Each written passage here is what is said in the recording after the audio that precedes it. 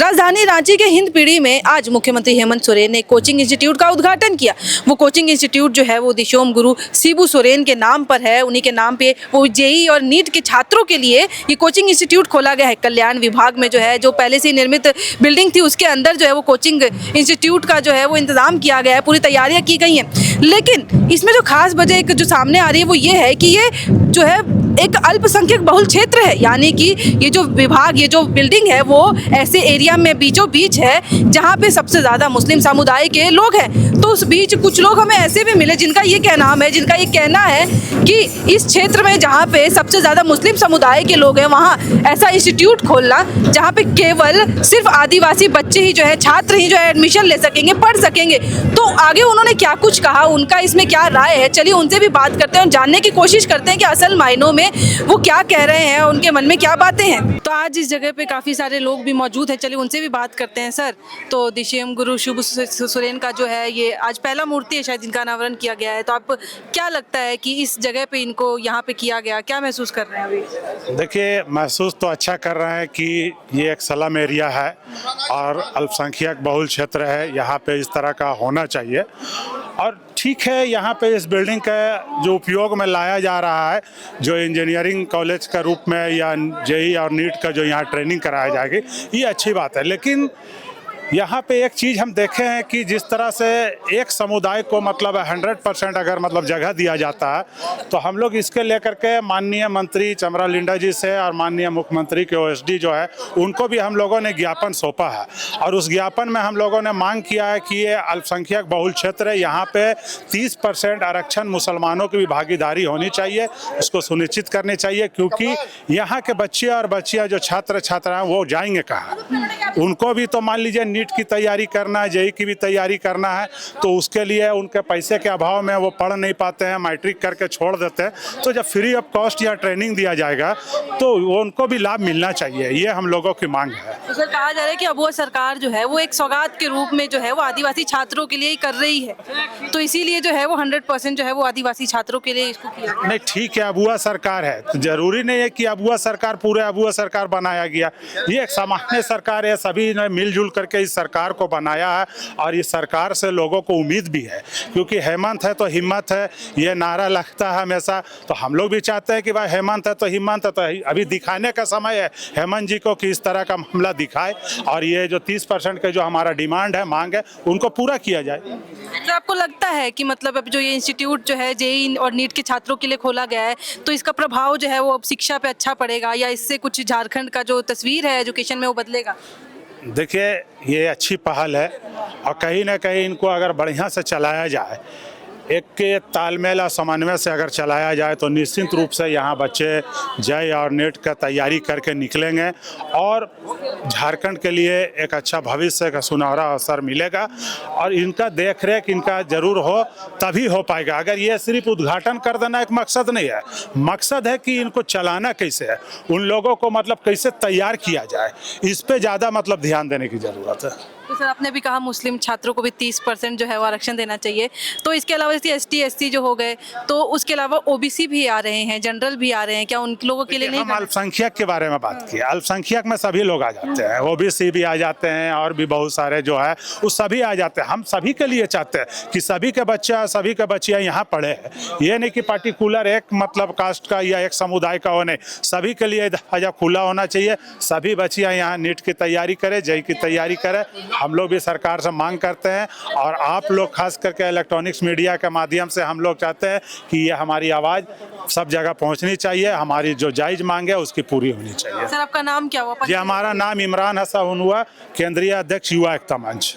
Sir, आप agree करते हैं इनके साथ जो इन्होंने बात कही? एकदम एग्री करते हैं और एग्री करने का वजह भी है, इसलिए कहा कि अगर मान लीजिए यहाँ जिस तरह का जो इंस्टीट्यूट का उद्घाटन किया गया है, तो ये सभी तरह का लोगों के लिए होना ही चाहिए। अगर आदिवासी मान लीजिए एक कम्युनिटी के लिए आप करते हैं तो बहुत अच्छी बात है, ठीक है, वो भी सही है, लेकिन उसमें कुछ थोड़ा बहुत जो है हर एक को मिला करके उसमें भागीदारी देना चाहिए था, ताकि लोग यहाँ से जो कामयाब होकर के निकलेंगे तो वो हमारे सिर्फ राज्य ही नहीं देश के भी नाम रोशन कर सकते हैं। तो उसके आधार पे थोड़ा सा मिलना चाहिए था। तो कल्याण मंत्री जो हैं चमड़ा लिंडा जी, उन्होंने स्पष्ट कहा कि हमारे आदिवासी जो बच्चे हैं वो भी रांची के बाहर अगर जाएं तो यहाँ से पढ़ाई कंप्लीट करके जाएं, उनका ये कहना है। तो हमारे मुख्यमंत्री भी आदिवासी हैं, तो उनका जो उन्होंने ये आदिवासी के लिए किया तो इसमें मतलब गलत नहीं, देखिए आदिवासियों के लिए किया, हम उनका स्वागत करते हैं, हम आदिवासियों का खिलाफ नहीं है। हमारी मांग है कि जब ये मुस्लिम बहुल क्षेत्र में है तो यहाँ पे हम चाहते हैं कि उनको भी भागीदारी मिलनी चाहिए, यहाँ की बच्चियाँ और बच्चों को भी उस पर सीट का आरक्षण होनी चाहिए। हमारे भी बच्चे जो हैं, हमारी भी बच्चियाँ यहाँ पढ़े, हम लोग भी चाहते हैं कि भाई हमारी बच्ची नीट की तैयारी करे, जेईई की तैयारी करे, हम चाहते हैं और सरकार से इसी लेकर के हम लोग मांग भी किए हैं। शुक्रिया सर। तो तो के लिए कहीं नहीं है सीट, जी ओबीसी बच्चों के लिए पूरे झारखंड में एसटी और ओबीसी साथ में मिलकर चलना चाहिए था।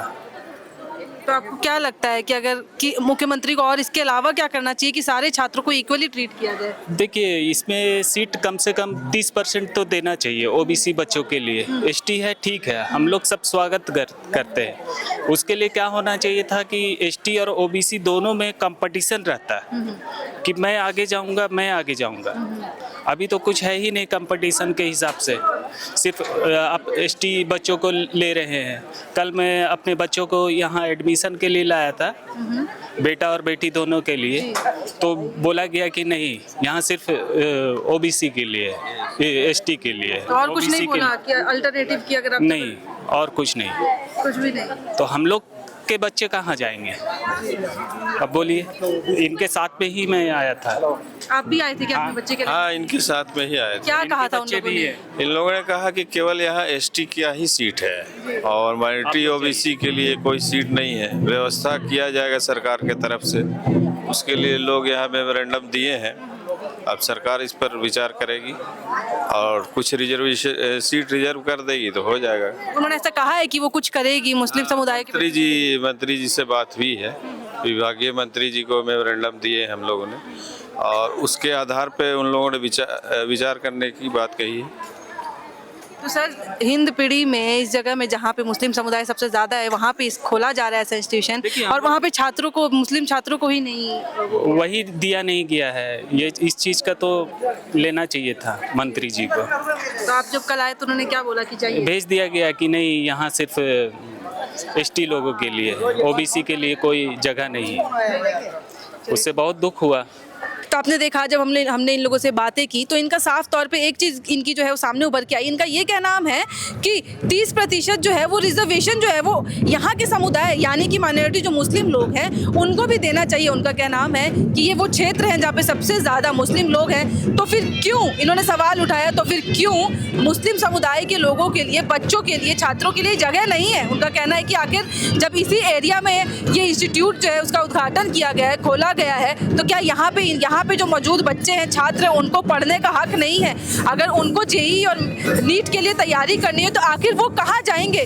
तो ये जो सवाल है सबसे ज़्यादा सामने आ रहा है। तो आपको क्या लगता है कि जो उन्होंने सवाल उठाया है कि क्या ये जान करके किया जा रहा है या फिर आदिवासी छात्रों को सबसे ज़्यादा प्राथमिकता क्यों दी जा रही है? तो इसमें इन्होंने ये सब कुछ कहा। अब आगे इस वीडियो में अगर कुछ इस मुद्दे में आता है तो हम आपके साथ साझा करेंगे। बाकी आपको क्या लगता है कि इनका जो सवाल है वो कितना इंपॉर्टेंट है और इसमें मुख्यमंत्री को क्या करना चाहिए, या आने वाले समय में क्या दिक्कत बन सकता है या फिर नहीं? तो ये सब कमेंट बॉक्स में हमें लिख के ज़रूर बताएं। मेरे कैमरे के पीछे मौजूद है मेरे सहयोगी विकास, मेरा नाम है साक्षी पांडे और आप देख रहे थे एयर नाउ।